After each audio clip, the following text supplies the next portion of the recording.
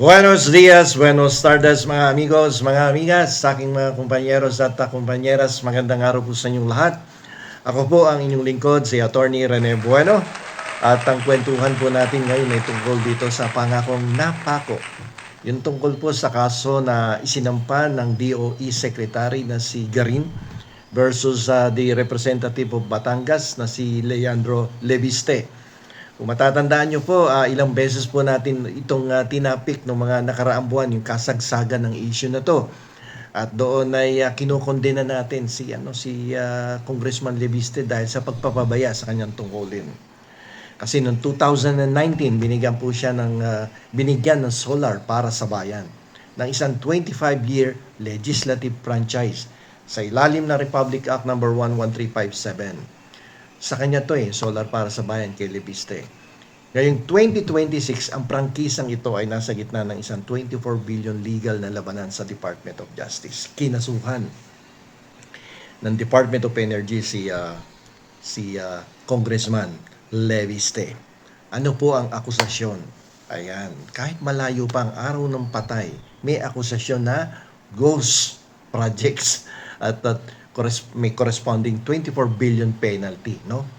So, inakusahan ng Department of Energy ang kumpanya ni Leviste, yung solar para sa bayan, ng pagkakaroon ng mahigit na 28 ghost contracts o mga proyektong hindi man lang nasimulan. Akala mo meron, pero wala.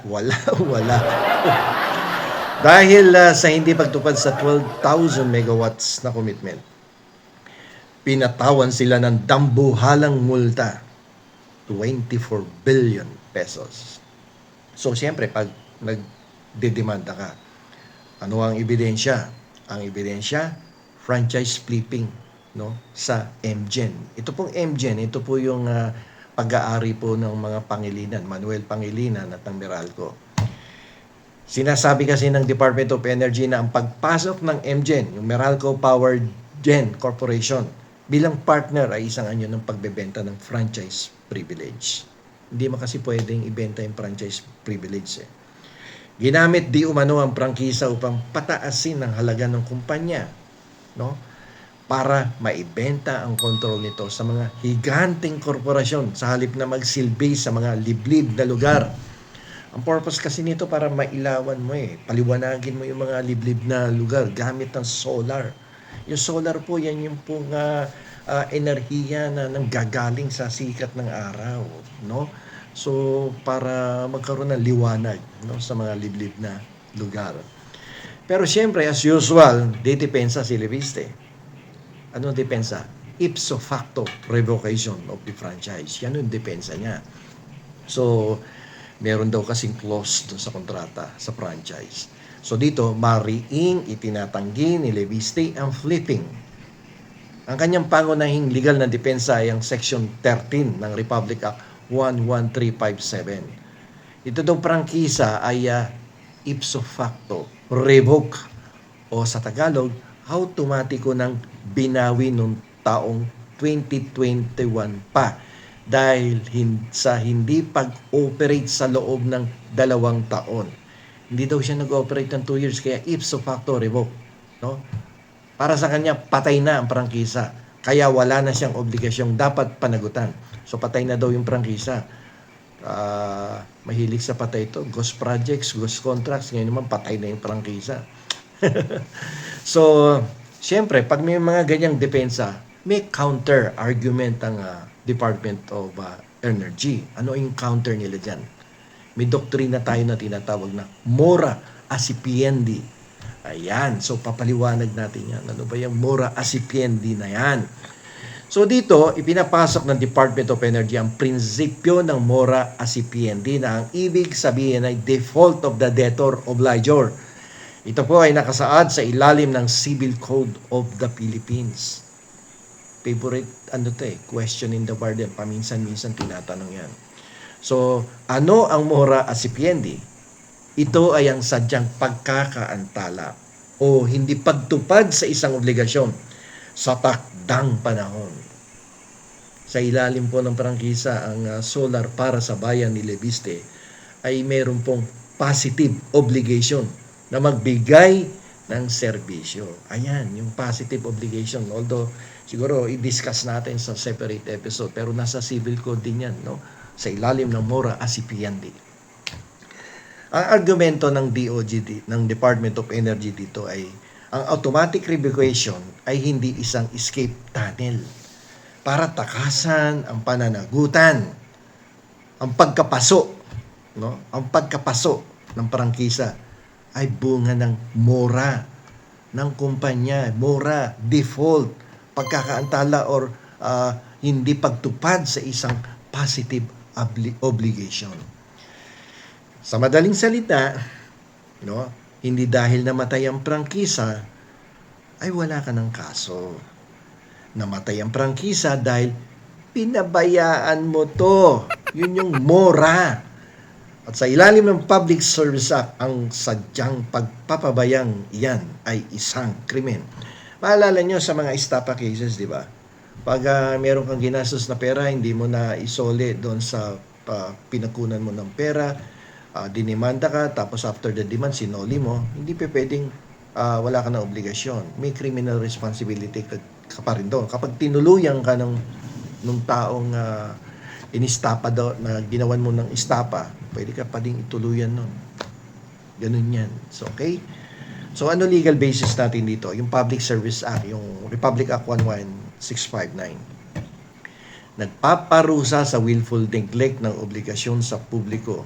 Multa yan hanggang 12 taong kulong. Yan yung sinasabi ng Republic Act. Sa ilalim naman ng Revised Corporation Code, sa ilalim ng Section 18, meron tayong tinatawag na prinsipyo o doktrina na piercing the corporate veil upang direktang mapanagot ang mga opisyal kung may indikasyon ng pandaraya. Yung piercing the corporate veil, yung pag nagtatago, nagtaklob ng kumot o kurtina yan, pwedeng silipin yan para malaman, may fraud, may fraud sa parte mo, kaya pwedeng silipin ng gobyerno ngayon yung tunay na intention mo. Okay? So, dito sa mora acipienti, no, versus automatic revocation, magkakaalaman tayo dito, no? Dito nagkakaalaman ng talas ng batas. Gagamitin ng gobyerno ang mga sumusunod na prinsipyo para tapatan ang depensa ni Libiste na sinasabi niyang may automatic revocation clause doon sa franchise privilege na ibinigay sa kanya ng gobyerno, no? So, tingnan natin uli yung mora acipienti, yung default of the obliger. Ang obliger dito itong si Libiste. Ito yung sadyang pagkakaantala o hindi pagtupad sa isang obligasyon. Sa ilalim ng prangkisa, ito pong solar para sa bayan ni Libiste ay may positive obligation na magbigay ng serbisyo sa publiko. Pero hindi niya ginawa ang kanyang obligasyon sa publiko. Yung magbigay ng kuryenteng mura, no, upang lumiwanag ang mga liblib na lugar, di ba? So dito ang argumento ng Department of Education na yung automatic revocation na yan ay hindi isang escape tunnel. Binanggit ko kanina para takasan ang pananagutan. Yung pagkapaso ng prangkisa ay bunga ng mora, kapabayaan, default ng kumpanya ni Libiste. Hindi dahil namatay na ang prangkisa ay wala ng krimen. Namatay ang prangkisa dahil sa sadyang pagpapabaya ng isang tao. At ang pagpapabayang iyon ang pinaparusahan ng Public Service Act. Diba? So, alam nyo po yung franchise, yung legislative franchise, no? Public trust yan, no? At meron na pong desisyon ng ating Korte Suprema sa kaso ng Associated Communications versus National Telecommunications sa NTC. Ang sabi po ng Korte Suprema dito ay ang prangkisa ay isang public trust. Hindi isang simpleng paninda na pwedeng i-flip. Ang paghinto ng operasyon na nagresulta sa automatic revocation ay itinuturing na pagtataksil sa tiwalang ibinigay ng Estado o ng publiko. Kulpa kontratwal yan at bad faith, no? Kapag ang dahilan ng pagkapaso ng prangkisa ay ang iyong sadyang hindi pagkilos, dito naman kitang-kita hindi siya kumilos, di ba? for 2 years. Hindi niya inaksyonan. Kahit nga isang poste, walang naitayo eh. Itong solar para sa bayan. Allegedly, according to the news reports that we have read. No?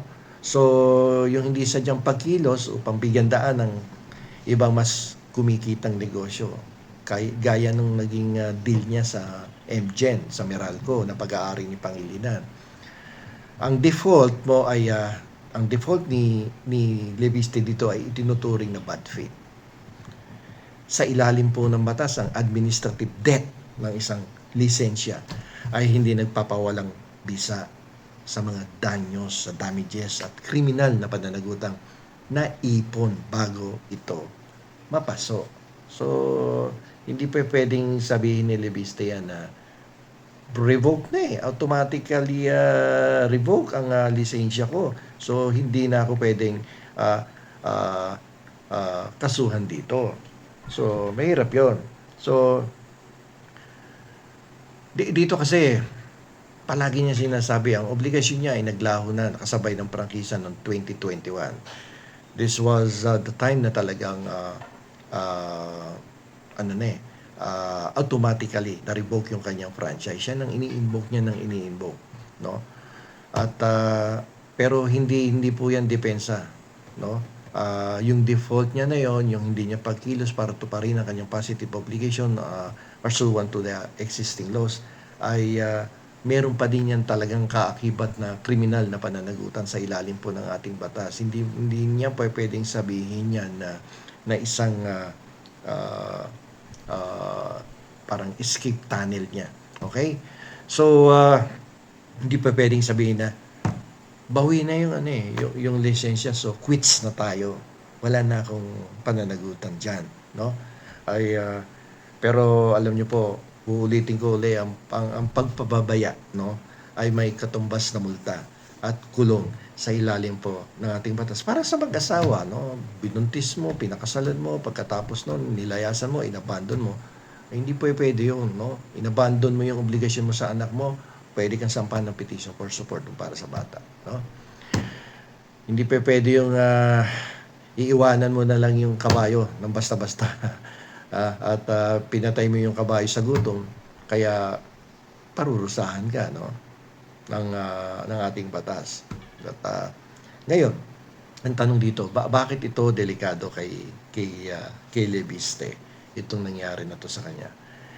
Sa jurisprudence ko po kasi, yung mga naunang desisyon ng ating Korte Suprema, ang paglabag po sa isang public service contract ay hindi natatapos sa pagkansela lang ng kontrata. Ayon po sa prinsipyo ng culpa contractual. No? Pag pumasok ka sa isang kontrata, sa gobyerno, katulad ng prangkisa, nangangako ka na gagamitin mo ang iyong due diligence. No? Kung ang dahilan ng automatic revocation ang iyong sadyang hindi pagkilos upang paboran, no, ang isang ang ibang negosyo mo, no, yung dealings mo kagaya ng sa MacGen o sa MGen ng Meralco, ang mora o default mo ay tinuturing na bad faith yan. Okay? So, kung tatanggapin ng DOJ ang depensa ni Leviste, magiging president ito na ang sino mang may prangkisa ay pwedeng kumuha nito, huwag gamitin sa loob ng 2 taon, ibenta ang kumpanya sa iba, at sabing, bawi naman ang prangkisa ko wala na kayong habol, quits na ako na-revoke na automatic yan by operation of law in 2 years time. So, pero hindi pa pwedeng gano'n. Kasi kung susundin natin yung mora acipienti, definitely ang sasabihin dito ng Korte Suprema. Hindi ko pinangungunahan yung Korte Suprema. Ito ay opinion na legal natin. No, base sa umiiral na batas at base sa mga jurisprudence natin. So dito, kung susundin natin ang mora acipienti doctrine, ang pagbawi ng prangkisa ay simula pa lamang ng iyong pananagutan. Dahil ang 7 taong paghihintay ng publiko sa kuryente ay may katumbas na danyos, perwisyos at parusang kriminal. So, kung sinasabi mong quits tayo, hindi pwede yan, bata. No?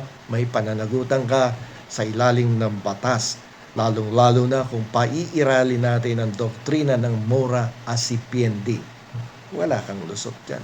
No? Ito, legal na opinion lang natin to. Pwedeng tamang-tama, pwedeng hindi tayo tama, lalo na kung ang magbibigay ng opinion ay ang katunggaling mga abogado. Okay? Ang depensang automatic kung bawi na ang prangkisa o automatic revocation ng prangkisa ay isang technical na paraan para sabing wala ng jurisdiction ang DOE. Maliwanag na pag-iwas yan sa jurisdiction ng Department of Energy. Pero ang mora acipiendi ay ang moral at legal na angkor ng gobyerno para sabihin may atraso ka pa rin sa bayan, bata, dahil sa iyong sadyang pagpapabaya. Okay? So, nandito na lamang po. Ito po muli ang new lingkod, si Atty. Rene Bueno. At huwag niyo pong kalimutan na mag-like, mag-share, mag-subscribe dito po sa aking YouTube channel upang patuloy tayo may matututunan na mga probisyon ng ating mga batas, jurisprudence at malaman natin yung mga nangyayari sa ating bansa, yung mga present legal issues, yung mga may init na legal issues. Maraming salamat po.